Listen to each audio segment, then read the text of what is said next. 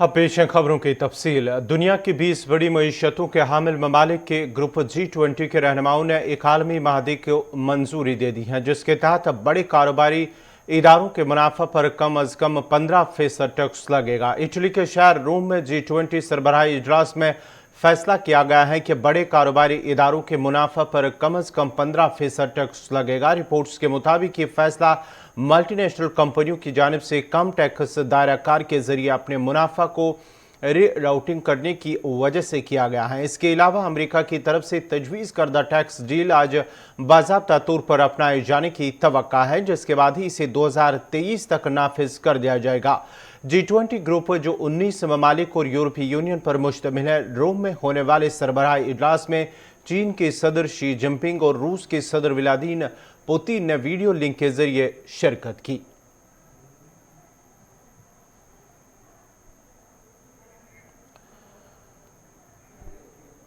Kuwait ने Saudi अरब और Bahrain की पैरवी करते हुए लेबनानी नाज़िमुल अमूर को यमन में जंग के हवाले से लेबनानी वजीर के तबसरे पर 2 दिन के अंदर मुल्क छोड़ने का हुक्म दे दिया है, जबकि कुवैत ने बेरूत से अपने सफीर को भी वापस बुला लिया है। रिपोर्ट के मुताबिक एक ट्वीट में कहा गया है कि इमारती शहरियों को लेबनान का सफर करने से रोका जाएगा। यह एकदम ऐसे वक्त में सामने आया जब अरब लीग के सरबरा ने लेबनान के वज़ीर इत्तलात जारिज कोवरदाही के बयानात पर लेबनान और खलीजी ममालिक के दरमियान ताल्लुकात की खराबी पर तशवीश का इजहार किया है। लेबनान के वज़ीर ख़ारजा ने कहा है कि वज़ीर आज़म नजीब मिकाती गैर मुल्की हुकाम से राब्ते में हैं, जिन्होंने उनसे कहा है कि वो इस्तीफ़ा देने के बारे में न सोचे। वज़ीर ने कहा है कि वो बहरीन के हाल में मदद के लिए अमरीकियों से राब्ते में हैं। जाज कोरदाही ने अगस्त में एक टीवी प्रोग्राम के दौरान यमन में जंग को सऊदी अरब और मुत्तहिदा अरब इमारात की जारियत करार दिया था।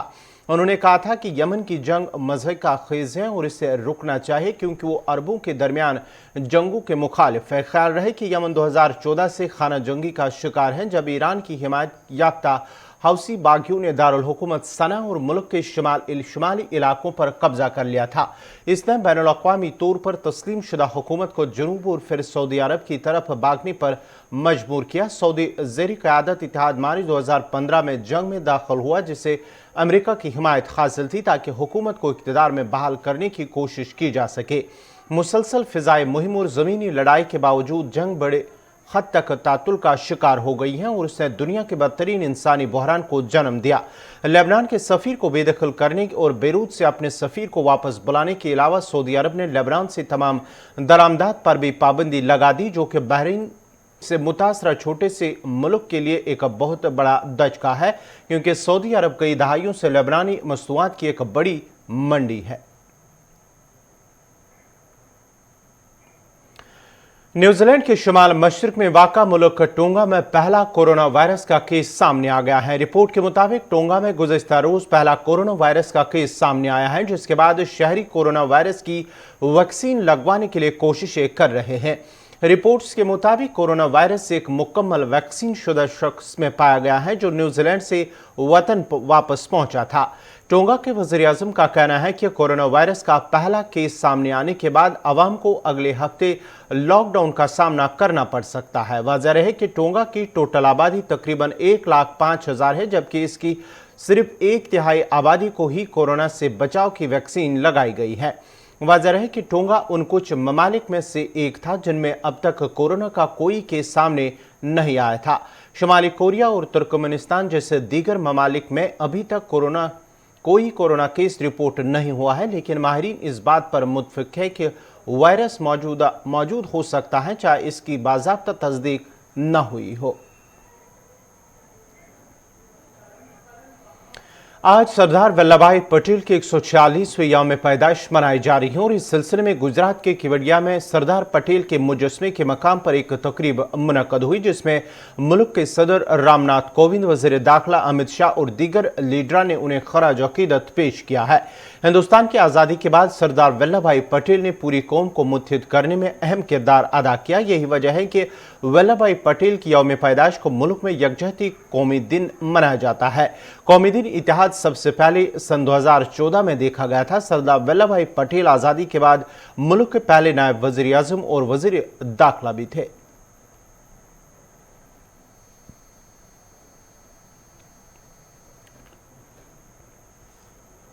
नमस्कार।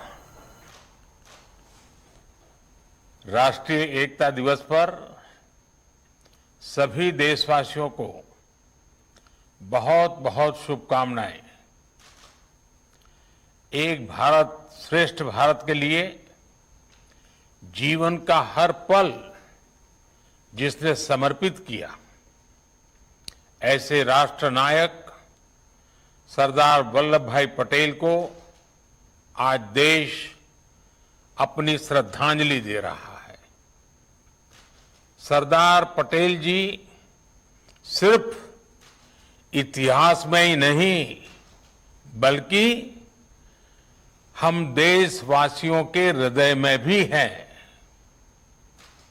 आज देश भर में एकता का संदेश लेकर आगे बढ़ रहे हमारे ऊर्जावान साथी भारत की अखंडता के प्रति अखंड भाव के प्रतीक है। ये भावना हम देश के कोने कोने में हो रही राष्ट्रीय एकता परेड में, स्टैच्यू ऑफ यूनिटी पर हो रहे आयोजनों में भली भांति देख रहे हैं।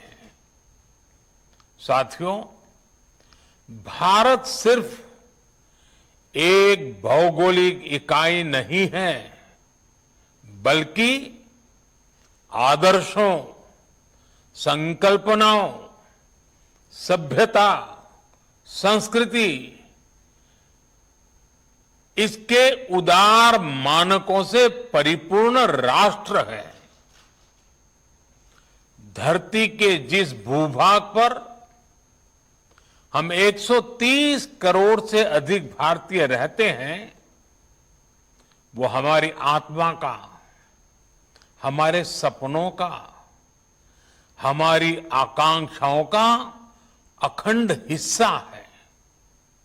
सैकड़ों वर्षों से भारत के समाज में, परंपराओं में लोकतंत्र की जो मजबूत बुनियाद विकसित हुई, उसने एक भारत की भावना को समृद्ध किया है।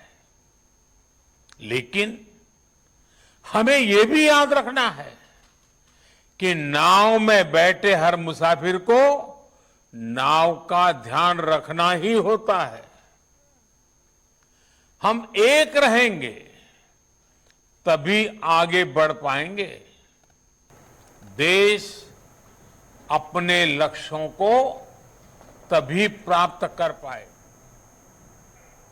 बढ़ती आगे बात अब सरहदी जिला पुंछ की करेंगे। सब डिवीजन मेंढर के भट्टाधुरिया इलाके में जहां आज ऑपरेशन 21वें रोज में दाखिल हुआ, वहीं पर पुलिस ने जम्मू पुंछ हाईवे पर ट्रैफिक को चलने की इजाजत दी है, जबकि मकामी लोगों को भी अब खेतों में काम करने को कहा गया है। तमाम पुलिस ने लोगों से अपील की है कि अगर कोई भी मुश्तबह नकल हरकत देखे तो पुलिस को इत्तला दी जाए। याद रहे कि रवा माह की 21 तारीख से भट्टाधुरिया 11 तारीख से भट्टाधुरिया इलाके में मिलिटेंट मुखालिफ ऑपरेशन चल रहा है और यह ऑपरेशन उस वक्त शुरू हुआ जब मिलिटेंटों ने फौज पर हमला किया, जिसके नतीजे में 2 जेसीओ समेत 9 फौजी एहलकार जाम बाक हुए हैं। तब से ऑपरेशन इलाके में चल रहा है और आज 21वें रोज में ऑपरेशन दाखिल हुआ है, जबकि जम्मू पुंछ हाईवे को ट्रैफिक की आमदरफ्त के लिए मुअत्तल किया गया था। मज़ीद तफसीलात के लिए सीधा चलते अपने नुमाइंदे जमशीद मलिक के पास। जमशीद, क्या कुछ अपडेट हैं आज भट्टाधुरिया इलाके के हवाले से, और साथ ही साथ आज अगर बात करेंगे तो आज जम्मू पुंछ हाईवे जो है उसे ट्रैफिक के लिए भी बहाल किया गया है। गौर बिल्कुल, अगर भट्टाधुरिया इलाके की बात करें तो आज 17 दिन के बाद यहाँ जम्मू पुंछ हाईवे को ट्रैफिक के आने जाने के लिए बहाल कर दिया गया, क्योंकि इस इलाके में जब एनकाउंटर का सिलसिला शुरू हुआ था तो उसी वक्त इस रास्ते पर गाड़ियों की आने जाने पर पाबंदी लगा दी गई थी, मगर 17 दिन के बाद उस वक्त इसको बहाल किया गया, क्योंकि कल सोमो ड्राइवरों की तरफ से प्रोटेस्ट किया गया था, जिसके बाद आज इस सड़क को बहाल कर दिया गया। हालांकि इस इलाके में सर्च ऑपरेशन का सिलसिला लगातार ही देखने को मिल रहा है। वहीं दूसरी तरफ सेना की तरफ से यहाँ जब ऐलान करवाया गया, कहते हैं लोग जंगल का और खेतों का रुख न करें, मगर आज लोगों को ये इजाजत भी दी गई है कि वो अपने खेतों तक जा सकते हैं। मगर हमारे जराये से जो हमें खबर मिली है कि जंगल के अंदर अभी भी 4 से 5 मिलिटेंट हैं जो मौजूद हैं, जिनके लिए सर्च ऑपरेशन लगातार चलाया जा रहा है। मगर आज रोड बहाल होने के साथ ही लोगों ने काफी राहत की सांस ली है, क्योंकि पिछले 17 दिन से लोगों को बहुत ज्यादा लंबा रास्ता तय कर जम्मू और राजौरी की तरफ आना पड़ता था। गौर जमशेद, जरा ये बताएगा, जिस जगह पर ये ऑपरेशन चल रहा है वहां पर क्या मिलिटेंटों के देखे जाने की खबर है? जो आपके जराये से जो खबर मिल पा रही है कि वहां पर कुछ 4 से 5 मिलिटेंटों को देखा गया है, मुश्तबा नकल हरकत देखी गई है। क्या वहां पर ये मिलिटेंट मौजूद है, क्या कोई दूसरी जगह है जहां पर मिलिटेंटों को देखा गया है? गौर बिल्कुल, अगर इस इलाके की हम बात करें तो ये बहुत घना जंगल इलाका है, जहां पिछले 21 दिन से लगातार सर्च ऑपरेशन चलाया जा रहा है। हालांकि इस सर्च ऑपरेशन के दौरान मिलिटेंटों की तरफ से 2 बार सेना पर हमला किया, जिसमें 5 जवान एक बार और दूसरी बार 4 जवान, टोटल 9 जवान इसमें जहां बाक हुए। उसके बाद दोबारा एक हमला हुआ जिसमें पुलिस के 2 जवान जख्मी हुए, सेना का 1 जवान जख्मी हुआ और एक पाकिस्तान का मिलिटेंट जिसको जेल से लाया गया था उसकी भी इस जंगल के अंदर मौत हो गई थी। लगातार उसके बाद इस इलाके को सर्च ऑपरेशन चल रहा है, मगर सेना की तरफ से सेना की तरफ से इसकी कोई तस्दीक नहीं की गई, मगर हमारे सोर्सेज से हमें खबर जरूर मिली है कि ये इस ऑपरेशन को इसलिए कंटिन्यू रखा गया है कि इस जंगल के अंदर 4 से 5 मिलिटेंटों के छुपे होने की खबर अभी भी सामने आ रही है, जिसके बाद इस पूरे इलाके का सर्च चलाया जा रहा है। क्योंकि इस सर्च की अगर हम बात करें, ये सुनकोट से शुरू हुआ था और बाद में थाना मंडी पहुंचा और थाना मंडी के बाद ये मेंढर के इलाके में पहुंचा, मगर ये बहुत बड़ा घना जंगल है जिसको पूरे इलाके में सर्च चलाई जा रही है, क्योंकि ये सोर्सेज से हवाले से खबर आ रही है कि सेना ने अभी तक इसकी तस्दीक नहीं की है कि 4 से 5 मिलिटेंट इस जंगल के अंदर अभी भी मौजूद हैं, जिसके चलते ऑपरेशन आगे बढ़ता जा रहा है। जमशेद, जरा ये भी बताएगा, क्योंकि पिछले 3 दिनों के दौरान अगर वहां पर गोलियों की आवाज नहीं सुनी गई, लेकिन कल जो खबर आ रही कि कल वहां पर गोलियों की आवाजें भी सुनी गई हैं और रॉकेट लॉन्चर का इस्तेमाल भी हुआ, जिसके नतीजे में एक बार फिर जो वहां पर जो एनकाउंटर साइट है वहां पर जंगल में आग लगने की खबरें भी मौसूल हो रही है। और बिल्कुल, अगर जंगल की बात करें, क्योंकि लगातार यहाँ पिछले कुछ दिनों से फायरिंग की आवाजें सुनाई दे रही थी, मगर ये माना जा रहा था कि फायरिंग सिर्फ एक तरफ से की जा रही है, मगर दूसरी तरफ से फायरिंग की आवाजें नहीं सुनाई देगी। उसके बाद बड़े हथियारों का भी इस्तेमाल किया गया, क्योंकि ये भी माना जा रहा है कि जंगल के अंदर हाइडआउट हो सकते हैं जहां ये मिलिटेंट छुपे हुए हैं, क्योंकि बहुत बड़ा सर्च ऑपरेशन ये पहला राजौरी पुंछ का ये पहला इतना बड़ा सर्च ऑपरेशन होगा जो तकरीबन 21 दिन तक चल रहा है, मगर इसमें अभी तक कोई मिलिटेंट की मौजूदगी की खबर सामने, मगर सोर्सेज के हवाले से ये खबर जरूर आ रही है कि इस जंगल के अंदर हाइडआउट है जहां ये मिलिटेंट छुपे हुए हैं, इसकी वजह से काफी परेशानियों का सामना आ रहा है। हालांकि इससे पहले इस जंगल में आग भी लगाई गई थी और आग के बाद भी कोई मिलिटेंट की किसी की खबर सामने आई, क्योंकि बहुत बड़ा जंगल होने के कारण इस तरह की परेशानियां सामने आ रही है। मगर जिस तरह हमारे सोर्सेज से बात हुई है, सर्च ऑपरेशन अभी तब तक चलाया जाएगा जब तक पूरे जंगल को खंगाल नहीं लिया जाएगा। गौर, बहुत बहुत शुक्रिया जमशीद मलिक आपका। ये थे जमशीद मलिक तफसीलात फराम करे थे, जहां आज जम्मू पुंछ हाईवे पर ट्रैफिक को बहाल किया गया है। तकरीबन 20 रोज के बाद ही ट्रैफिक को बहाल किया गया है, 17 दिन के बाद ही ट्रैफिक को बहाल किया गया है, जब कल जो है गुज़श्ता रोज सोमू ड्राइवर्स की जानिब से एहतजाज किया गया। उनका मानना है कि ट्रैफिक को इस शाहरा पर ट्रैफिक बंद रहने से उनका रोजगार मुतासर हुआ है। उसके बाद ही आज इंतजामिया ने फैसला लिया है कि जम्मू पूंछ हाईवे पर ट्रैफिक को बहाल किया जाएगा, जबकि मकामी लोगों को भी खेतों में काम करने की इजाजत दी गई है। ताम लोगों से यह भी अपील की गई है कि अगर वो कोई भी मुश्तबा शख्स को देखे या किसी मुश्तबा शख्स की नकल हरकत तो पुलिस को इस हवाले से इत्तला दे।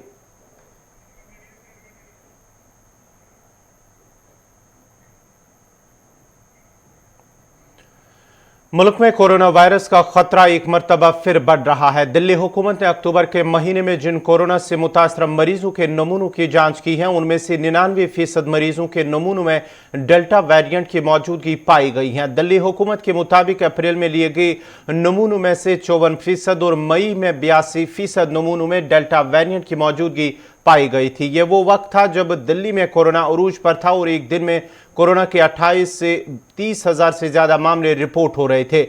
इस साल की शुरुआत में इंडियन SARS-CoV-2 जीनोमिक्स कंसोर्टियम के क़याम के बाद दिल्ली से 7300 से ज्यादा नमूनों की जांच की जा चुकी है। दिल्ली हुकूमत के आदाद शुमार के मुताबिक अप्रैल में जब कोरोना उरूज पर था तो कुल नमूनों में से 39% में डेल्टा वेरिएंट मौजूद थे। ख्याल रहे कि SARS-CoV-2 के डेल्टा वर्जन ने उतनी तेजी से लोगों को मुतासर किया, हफ्तों के अंदर ही अल्फा वर्जन को पीछे छोड़ दिया और दिल्ली में कोरोना की सबसे मोहलिक लहर को जन्म दिया। कोरोना वायरस पर नजर रख रहे महक़क़ीन के मुताबिक मुल्क में अभी सबसे ज्यादा पाया जाने वाला वेरिएंट डेल्टा B16172 जो तकरीबन 90 नमूनों में पाया जाता है। इसके बाद AY4 डेल्टा स्ट्रेन है। उसी तरह कोरोना के नए वेरिएंट डेल्टा AY42 बरतानिया और यूरोप के कई दीगर ममालिक में काफी तबाही मचाई है।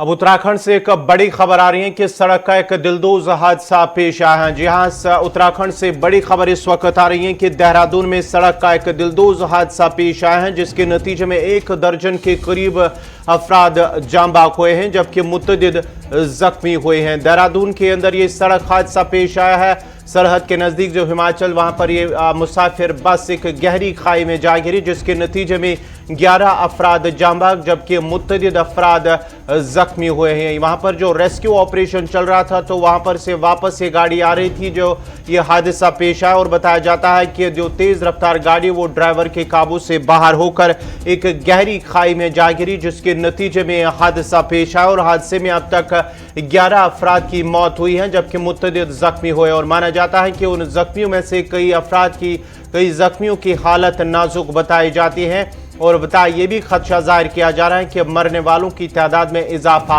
हो सकता है। देहरादून के अंदर ये सड़क हादसा पेश आया जहां पर एक गाड़ी गहरी खाई में जा गिरी, जिसके नतीजे में 11 अफराद अभी तक उनकी तस्दीक हुई है कि 11 अफराद की मौत हुई है जबकि मुतअद्दिद अफराद जख्मी हुए, जिन्हें जख्मी हालत में अस्पताल मुंतकिल किया गया। ताहम डॉक्टरों के मुताबिक कई जख्मियों की हालत तशवीशनाक बताई जाती है। जनूबी कस्बा पांपोर में जाफरान के खेतों में आजकल लोग जाफरान फूलों की चुनाई में मसरूफ दिखाई दे रहे हैं। लोगों को इस साल अच्छे पैदावार की उम्मीद थी, ताहम हालिया बारिशों की वजह से दर्जा हरारत में कमी के बाद ज्यादा फूल नहीं खिल सके और उम्मीद की जा रही है कि धूप खिलने के साथ ही पैदावार में शायद इजाफा हो सकता है। अगरचे पिछले कई सालों से पैदावार में गिरावट आ रही है, ताहम इस साल किसानों में अच्छी फसल की उम्मीद थी। अगरचे मरकजी सरकार ने जाफरान को बढ़ावा देने के लिए की गर्ज से ज़फ़रान मिशन स्कीम लॉन्च की थी, जिसकी वजह से किसी हद तक किसानों को फायदा भी पहुंच चुका था। ताहम इरिगेशन सिस्टम को अभी तक बहाल नहीं बनाया गया, जिसकी वजह से किसान मायूसी के शिकार। किसानों का कहना है कि मुतल्लिका महकमे की लापरवाही और गफलतजारी की वजह से उन्हें काफी नुकसान हो रहा है। 2010 में ये ज़फ़रान नेशनल मिशन प्रोग्राम यहां पे लॉन्च हुआ। टिल डेट आप देखिए, या अगर सरकार कोई एक गैर जानिबदाराना कमेटी बनाए, वो इन्वेस्टिगेट करे कि कितने बोरवेल उन्होंने आज तक खोदे, उसके बाद ये देखे कि कितने फंक्शनल है, कहीं नहीं नजर आएगा कोई। सिर्फ क्या गलत बयानी से काम लिया जा रहा है। स्पाइस पार्क में कमिश्नर साहब आते हैं, डायरेक्टर साहब आते हैं, मरकजी मिनिस्टर साहब कोई आता है, एक टोला यहां पे सरगर्म है जो अपने मफादात हासिल करते हैं, वो वहां पे गलत बयानी से काम ले रहे हैं। हत्ता कि ये भी कहा जाता है जिस क्रॉप का हम तवक्को करते थे कि इस हद तक ही ये चला जाएगा 2020 में ही, वो हमें पूरा हुआ। ये बदकिस्मती है, इट इज ट्रेजिड, बिल्कुल बदकिस्मती है हमारे लिए। आप खुद मुलाहिजा कीजिए ना, इन जमींदारों से पूछिए कहां है साफरान। साफरान सन्नत बिल्कुल जवाल पजीर हो चुकी है, बिल्कुल इसमें कुछ नहीं है, ना लोगों में अब वो दिलचस्पी है इस सन्नत को आबाद करने में, ना हम इन्हिसार कर रहे हैं अब इसकी आमदनी, क्योंकि निकलता नहीं कुछ। बच्चे तो पढ़ाने हैं, मॉडर्न एज है, अगर खाने को कुछ नहीं होगा, लेकिन बच्चे की पढ़ाई के लिए एक माँ बाप मजदूरी कर लेगा, दिन भर जाएगा मजदूरी पे, सड़क का काम करेगा, लेकिन बच्चे को पढ़ाएगा। और अब जो बड़े अखराजात है तो सवाल ही पैदा नहीं होता है कि इससे वो पूरे हो सकेंगे। लिहाजा मजमूई तौर अगर मुझसे ये पूछा जाता है इस सनद के हवाले से, बस इतना मैं कहूंगा, it was a big project, it got a big fail. तो हमारा मसला ये है कि जो नेशनल मिशन ऑन सैफरान यहाँ पर लॉन्च किया गया, ये टोटली फेलियर है। तो इसमें सेंट्रल गवर्नमेंट की तरफ से बहुत कुछ वागुजार किया गया था, चाहे फंड्स हो, टीम्स, जो भी रिसर्च टीम्स हो, और इरिगेशन सिस्टम की बात हो, तो इस पर बहुत सारा फंड्स अलॉट किया गया था। बट बदकिस्मती से ये जो मिशन है ये टोटली फेलियर है, क्योंकि इस पर टाइमली इरिगेशन का सप्लाई नहीं हो रहा है। तो टाइमली इस पर कोई आजकल इन्वेस्टिगेशन नहीं हुआ या रिसर्च कि इसकी क्या वजूहत हैं कि दिन ब दिन केसर कम क्यों हो रहा है। अगर हम आज से 10 साल पहले बात करें तो एक कनाल 20 मरला होता है, तो जिसमें एटलीस्ट 500 ग्राम केसर निकलता था। अगर हम बात करें आज से 10 साल पहले, अगर हम आज की बात करें तो हार्डली 10 ग्राम केसर निकलता है उसी जमीन में, उसी क्वांटिटी में। तो ये totally it is a show of.